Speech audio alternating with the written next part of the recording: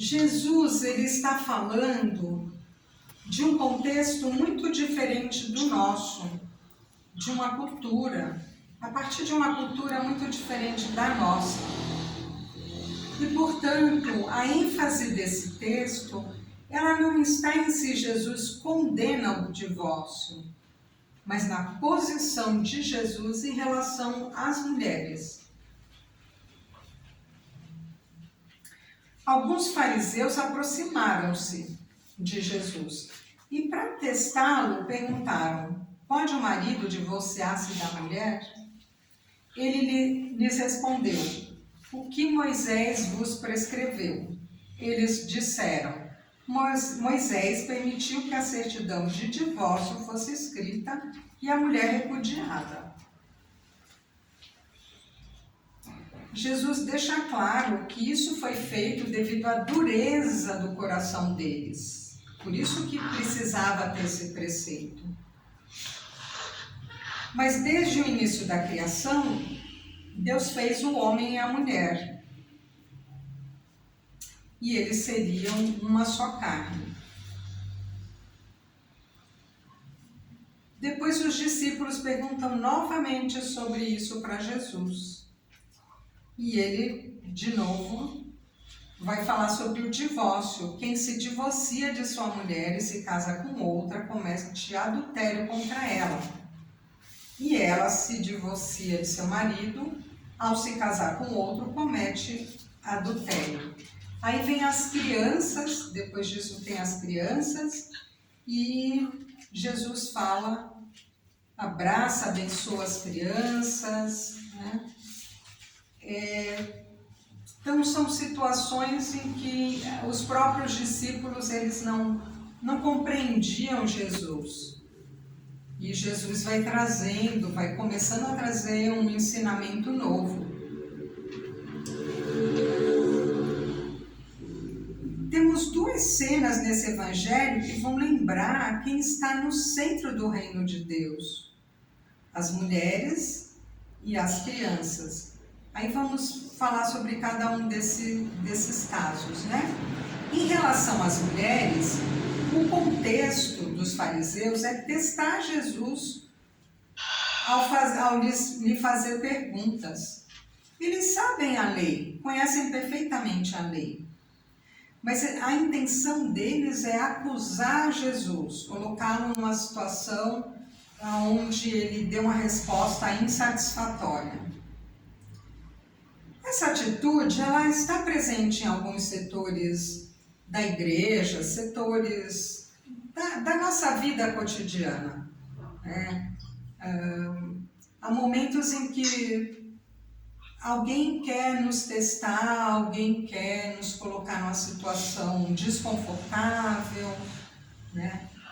Então é algo que às vezes nós humanos estamos sujeitos a situações assim, né? Esperamos que nós não façamos esse tipo de situação desagradável contra ninguém, né?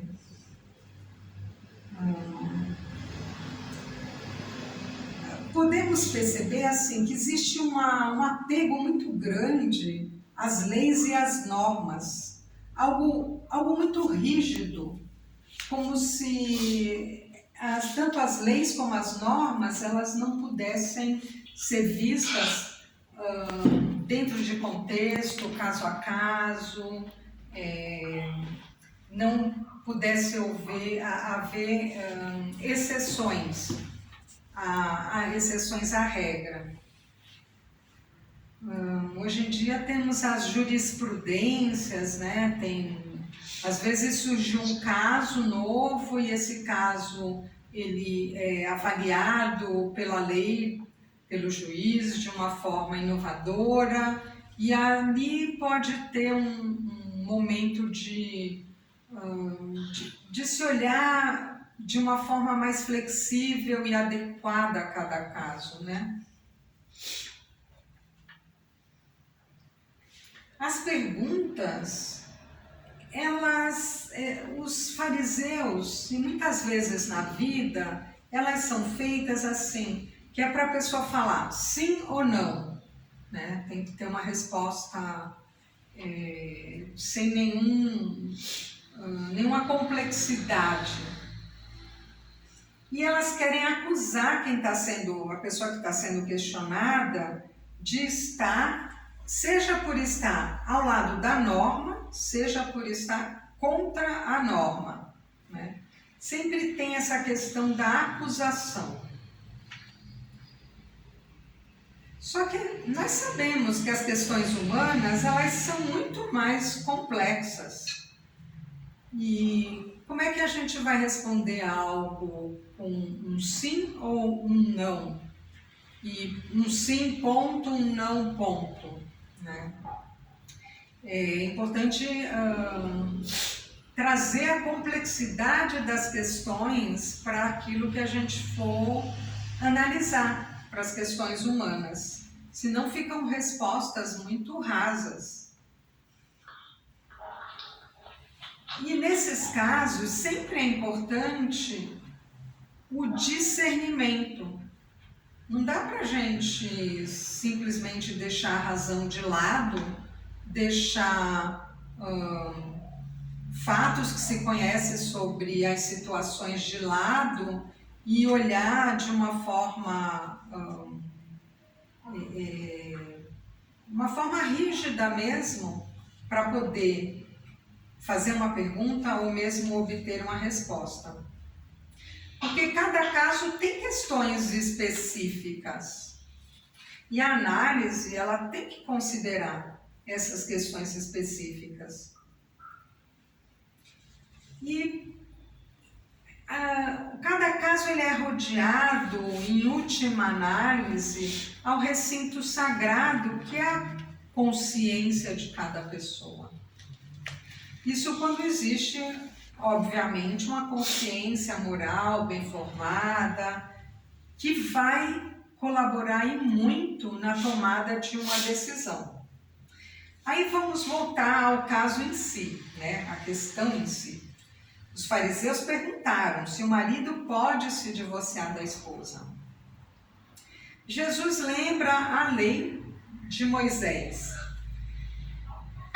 mas ao mesmo tempo ele esclarece na sequência que esse preceito se deve à dureza do coração das pessoas, ou seja, aquela lei foi feita para aquelas pessoas porque elas tinham um coração duro.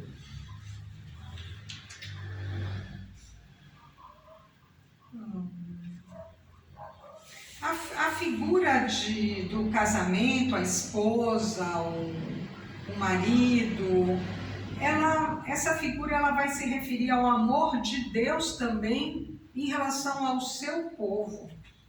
A um amor que é fiel para sempre. Um amor perfeito, portanto, né? Trazendo essa questão de que naquela época era um outro contexto, uma outra cultura, diferente da nossa. A ênfase do texto, ela não vai estar se Jesus condena o divórcio, mas na posição de Jesus em relação às mulheres.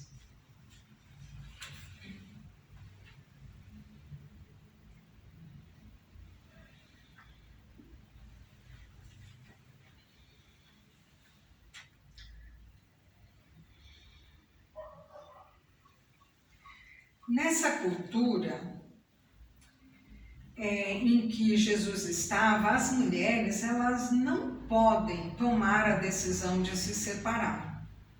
Isso é inadmissível. Mas, ao contrário, os homens podem fazê-lo. E podem fazê-lo por qualquer razão. Eu estou até rindo porque, assim, nesse sentido, até hoje, é uma coisa até, assim, absurda, né? Porque, assim, até hoje, digamos, se uma mulher ela vai falar alguma coisa, muitas vezes ela tem que se justificar, ela tem que argumentar, ela tem que convencer, ela tem que... E aí pode vir o macho alfa e falar, olha minha filha, você não é homem, sinto muito, sabe? Você fala o que você quiser, você pensa o que você quiser, mas não. O que você fala, sinto muito, eu desconsidero e pronto, né? Isso digamos, um homem falando sobre isso é diferente de uma mulher falando sobre toda essa questão, né? Eu lembro de uma conhecida minha, ela foi fazer um boletim de ocorrência contra o marido e assim, tudo que ela falou não entrou no boletim de ocorrência, né? O escrivão escreveu lá o que deu na telha dele, ele amenizou tudo. E as partes principais, mais importantes, pois se tratava de violência doméstica, né? Violência psicológica. Imagina naquela época falar em violência psicológica, se até hoje em dia o psicológico é tido como algo que é uma frescura, né? É algo coisa de menina, é algo desvalorizado. Então, se tratava de um caso de violência psicológica, de violência física, de violência patrimonial. Quer dizer, o que mais precisaria, né? Às vezes a gente vê, precisa morrer, né? Precisa morrer. Não é à toa que tem tanto feminicídio. Então é isso, a mulher ela tem que... Ela faz o que ela quiser, mas muitas vezes é invalidado e pronto, né? E o homem não, assim... se hoje em dia já temos essa questão, naquela época o homem quer se divorciar e pronto. Ele não tem que falar muito sobre o porquê ele quer se divorciar. Era algo já que já tinha, as pessoas já tinham uma predisposição a aceitar o argumento do homem, né? Que nem precisava ser muito fundamentado, né? Então era essa a situação. Assinar o ato de repúdio, né, que seria esse divórcio, ele poderia parecer que estava libertando a mulher para ela casar de novo, por exemplo. Mas na prática, isso assim, raramente, para não dizer nunca, aconteceria. Aconteceria, né? A mulher, que ela foi renegada, né, o homem não queria mais ela vai sofrer o destino das viúvas. Das viúvas, né? E as viúvas eram pessoas totalmente indefesas, né? Muitas vezes elas tinham que ir para a prostituição ou tinham que casar de novo, porque assim a mulher ela era muito inferior para existir por si só, para dar conta de si mesma, né? Ela tinha o valor de acordo com o homem que estivesse do lado dela, né? Então, estar sem um homem, aí é valor zero, né? Isso, independente de se o homem, olhando pelos olhos de hoje em dia, se o homem tivesse valor ou não, né? É claro que hoje em dia ainda vemos situações assim, né? Se o homem for um homem poderoso, um homem muito rico, e a mulher for de uma origem mais não tão deslumbrante assim, então a situação dela ela já se encontra num patamar inferior, né, a priori.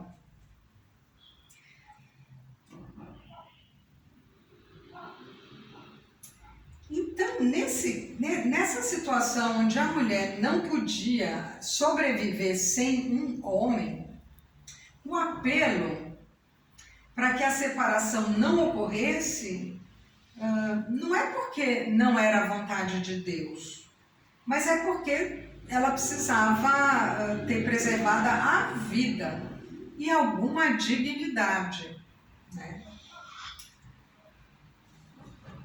Hoje em dia já tem todo um discurso de que violência contra a mulher não é para ser tolerada, mesmo que isso signifique o divórcio, né? Já existe esse discurso, muitas pessoas compreendem isso, que a mulher não deve ficar sujeita à violência, né? Violência doméstica. Então já tem esse tipo de mentalidade, né? Não é algo como desejamos, é algo que tem um percurso muito grande ainda para ser caminhado, né? Mas já não é tão absurdo uma mulher falar, olha, vou me divorciar porque eu sofro violência, né? Então é algo que já existe, mas não é muito ouvido ainda. Marcos, ele também vai apontar a casa como um lugar de intimidade, onde a família do reino se reúne e onde podem ser ensinados sobre esses valores, né? Na casa, Jesus vai falar com os discípulos. É na casa que os discípulos vão lhe perguntar novamente, porque eles não entendem muito bem o que Jesus está pensando, está colocando, né? E Jesus, ele continua a insistir no chamado a viver aquele amor que é capaz de fazer de dois um projeto comum, né? Então tem um pé de igualdade, sem que isso signifique que Jesus esteja respondendo aos problemas, aos nossos problemas atuais de uma forma literal, né? Não podemos simplesmente pegar a resposta de Jesus e colocar nos dias de hoje, né? Não faz sentido. Precisamos ter o discernimento. O Evangelho depois ele vai falar das crianças, que elas vão ser o centro da conversa e são o símbolo da gratuidade do reino. A criança ela não precisa ter nenhum mérito para receber o dom do reino. A gente pode ver uma criança que a criança nasce, ela não sabe fazer nada, não sabe se defender, ela chora, ela tem que ser trocada, ela, né, ainda não desenvolveu nada. E a gente olha para a criança e já se derrete, a gente já vê ali, vê Deus na criança. Isso é algo muito comum. Quando uma criança tem um problema, a gente pode perceber que todo mundo se envolve, né? Existe um senso de proteção em relação à criança. As crianças, elas, no entanto, elas não eram apreciadas naquela cultura até atingirem a maioridade.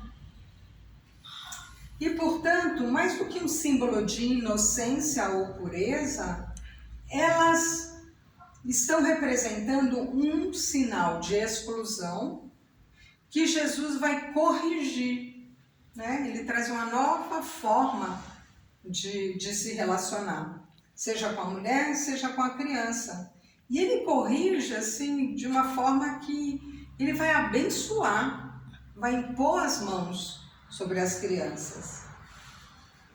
E o reino, podemos ver que ele vai ser dado a todas aquelas pessoas que a sociedade está excluindo, julgando que não merecem nada. Jesus, ele pede aquela atitude de nada saber para compreender. compreender que a gratuidade do reino nos é dado.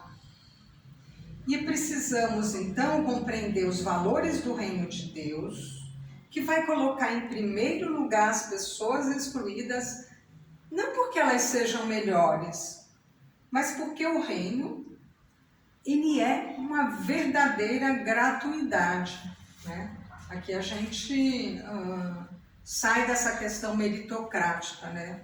Então é gratuidade. Amém.